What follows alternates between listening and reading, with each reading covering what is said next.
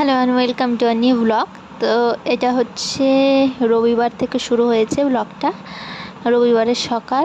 তো এখানে আমাদের সিংহাসনটা নিচে ছিল মেঝেতে, তো এটা আমরা টেবিলের উপরে তুলে একটু ওই ভেতর দিকটা একটু রেনোভেট করে রাখলাম, কারণ সোমবারের দিন আমাদের এখানে শিব প্রতিষ্ঠা হবে, মহাদেব প্রতিষ্ঠা হবে, সেই জন্য। তো এটা হচ্ছে আমার ডেলিকার ঠাকুর, মানে যা থাকে বজরংবলী, গোপাল আর লক্ষ্মীনারায়ণ। তো এই ঠাকুরই আমার কাছে ছিল, মহাদেব ছিল না। এই যে কিনে নিয়ে এসেছি শিবলিঙ্গ। আর এটা হচ্ছে সোমবারের দিন প্রতিষ্ঠা করা হবে। তো আমি পুজো দিয়ে দিলাম ডেলিকার মতন। আর তারপরে বিকেলের দিকে একটু বাজারে গেছিলাম কিছু বাজার ঘাট করতে। তো ওখান থেকে আইসক্রিম আনা হয়েছিল, বুবু আইসক্রিমটা খাচ্ছে, আর আমি বাজার নিয়ে আসলাম ফল টল, ফুল, আকন্দর মালা, এই সমস্ত কিনে নিয়ে আসলাম, ধুতুরা ফুল। আর একটা থালা গ্লাস নিয়ে আসলাম, যেহেতু আমার এখানে তো কোনোদিন সেভাবে পুজো হয়নি, ছোটো থালাটাই দিতাম। তো একটা বড় নিয়ে আসা হলো, যে কালকে দেওয়া হবে পুজোতে, সেই জন্য।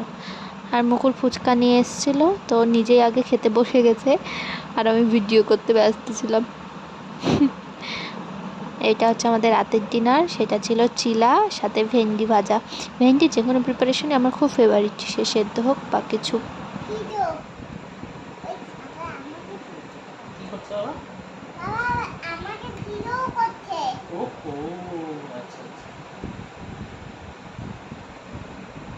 কি দিচ্ছে বুগু বাবা এগুলো? কেন?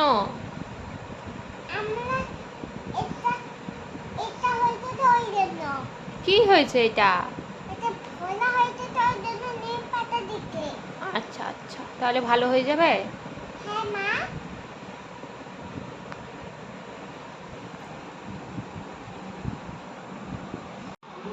তো এটা সোমবারের ভ্লগ শুরু হলো, দুটো একসাথে অ্যাটাচ করে নিয়েছি, কারণ রবিবারের ভ্লগটা দিতে পারিনি সেই জন্য। তো আমার সকাল সকাল স্নান হয়ে গেছে।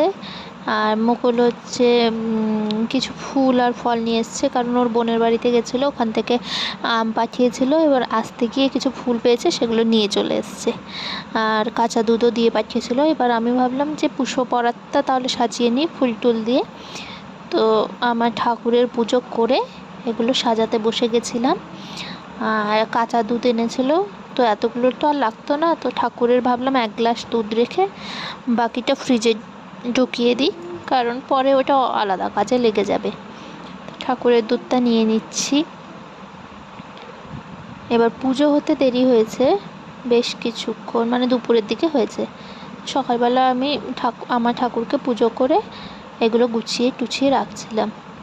তো এখানে নীলকণ্ঠ, একটা নীলকণ্ঠ আর একটা সাদা নীলকণ্ঠ পেয়েছি। আর ফুল মোটামুটি সবই ছিল, ধুতুরা ছিল, আকন্দার মালা ছিল, পদ্ম নিয়েছিলাম, তারপর একটা রজনীগন্ধার মালা ছিল। আর এটা হচ্ছে গাজার একটা ডাল, এগুলো সব কিনে নিয়েছিলাম। তো এগুলো আর ছাড়িয়ে রাখিনি, পুরোটাই রেখে দিয়েছিলাম যে মেশো এসে ঠিকঠাক করে নেবে, মানে মেশোই পুজোটা করবে। তো সব কিছু করে তারপর মেহেন্দি পরতে বসলাম, কারণ শ্রাবণ মাসে নাকি মেহেন্দি পরা ভালো শুনেছিলাম। তো বুবুকে পরিয়ে দিচ্ছিলাম, আমিও পরেছি একটু।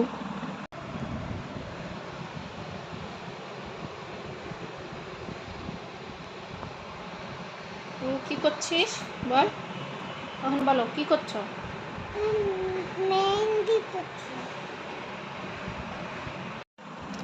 তো এখানে মেশো চলে এসছে, মাসি মেশো পুজো শুরু। মুকুল স্নান টান করে আজকে ধুতি পরে বসে গেছে, আর মাসি একটু হেল্প করে দিচ্ছিলো যা যা হয়নি। আমার এখানে খুব ছোট জায়গা, ওইভাবেই ঠাকুরের প্রসাদগুলো রাখা হয়েছে মোটামুটি করে। মেশো এখানে নিচে প্রথমে ঠাকুরের স্নানটা করে নিচ্ছিল, মানে দুধ, দই, ঘি, মধু, গঙ্গা জল এই সমস্ত দিয়ে। তারপরে আমরা পরে জল ঢেলেছি। আর আমিও শাড়ি পরেছিলাম আজকে অনেক দিন পরে শাড়িও পরলাম, মেহেন্দিও পরলাম। মাসি এদিকে ওই প্রদীপ, ধূপকাঠি এগুলো সব জ্বালিয়ে দিচ্ছিলো, ফুল টুলগুলো এগিয়ে দিচ্ছিলো। এবার আমার জল ঢালার পালা, আমি জল ঢালবো। তো এখানে ফুল টুল নিচ্ছিলাম, মন্ত্র কিছু বলার ছিল তাই। সমন্বিত বিনিয়োগে আসনে দেবাদিদেবং পূর্ণ আসনে শ্রাবণ মাসে তৎপূর্ণ।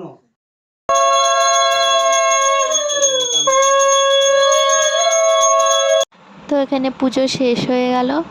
আমি আর মুকুল দুজনেই উপোস ছিলাম, দুজনেই অঞ্জলি দিয়েছি, জল টল ঢেলেছি। দিয়ে মুকুলেরটার ভিডিও করা হয়নি কাজের মধ্যে। হর হর মহাদেব। ভিডিওটা ভালো লাগলে লাইক কমেন্ট শেয়ার করে দেবে। বাই।